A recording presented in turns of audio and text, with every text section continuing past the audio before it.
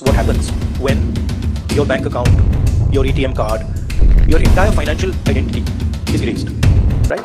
Congress party के bank accounts को freeze कर दिया बीजेपी सरकार ने। Congress's account being frozen and that continues to happen till today, a day after party chief Mallikarjun Kharge. क्या ये डेमोक्रेसी की हत्या है भारत में, जैसा कि राहुल गांधी और कांग्रेस के नेता कह रहे हैं? That their bank accounts, parties' bank accounts, belonging specifically to officially to the party, have been frozen. Election के टाइम पे इनकम टैक्स डिपार्टमेंट का कांग्रेस के बैंक अकाउंट के 285 करोड़ रुपए सीज कर देना, क्या इंडिया में डिक्टेटरशिप आ गया है? चलिए जानते हैं पूरा मामला क्या है और इनकम टैक्स डिपार्टमेंट ने कांग्रेस के ही फंड अकाउंट फ्रीज क्यों किया। दरअसल वर्ष 2018 में भारतीय नेशनल कांग्रेस पार्टी ने लगभग 918 करोड़ की आय घोषित की थी। यह आय विभिन्न स्रोतों से प्राप्त हुई थी, जिसमें चुनावी बॉन्ड्स, व्यक्तिगत दान और कॉरपोरेट योगदान शामिल थे।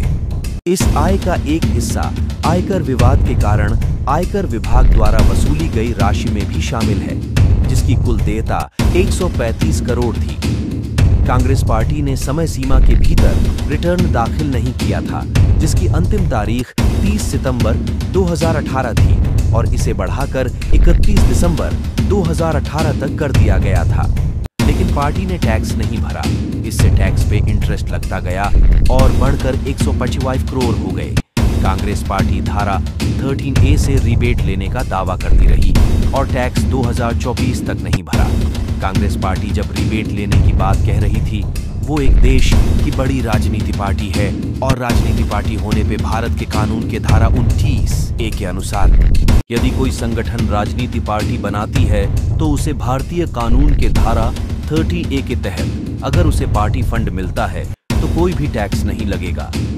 अब आपके जहन में सवाल आएगा कि फिर कांग्रेस पार्टी को टैक्स क्यों लग रही है, वो भी तो राजनीति पार्टी है। क्या केवल जीती हुई पार्टी को ही रिबेट मिलती है? इसका जवाब है नहीं। रिबेट लेने के लिए पार्टी का जीत कर आना जरूरी नहीं है। फिर आप बोलेंगे कि अब क्यों कांग्रेस पार्टी को टैक्स मांग रही है इनकम टैक्स डिपार्टमेंट? क्या यह बीजेपी की चाल है? इसके लिए आपको धारा 30A को आपको समझना होगा। तो चलिए जानते हैं धारा 30A क्या कहती है।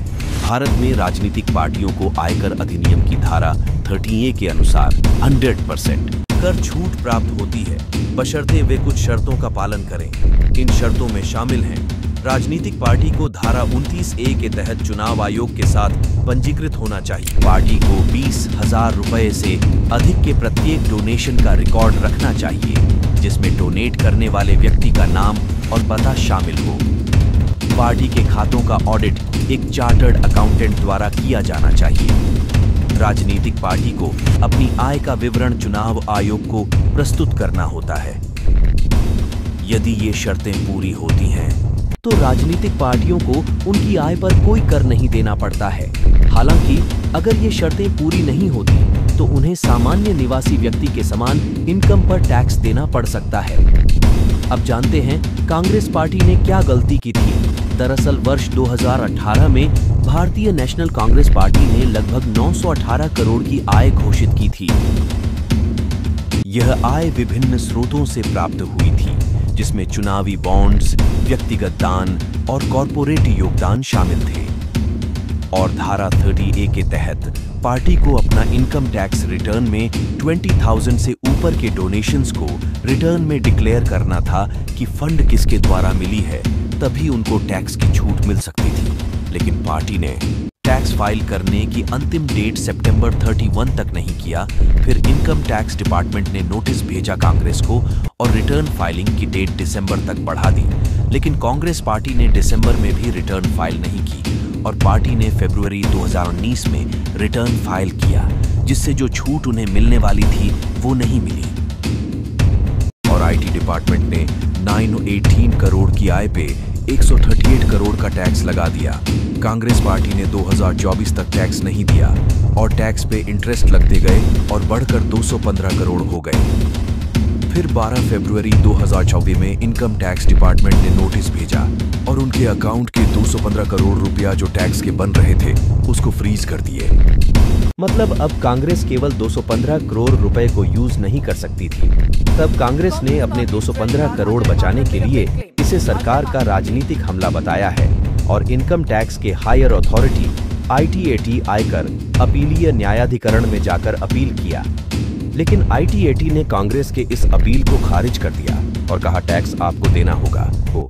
फिर कांग्रेस ने इस मुद्दे को पॉलिटिकल सपोर्ट बनाते हुए सुप्रीम कोर्ट ले गया, बट कांग्रेस को वहां से भी रिलीफ नहीं मिली और सुप्रीम कोर्ट ने कहा कि टैक्स आपको देना होगा क्योंकि धारा 13A और धारा 29A का उल्लंघन किया है।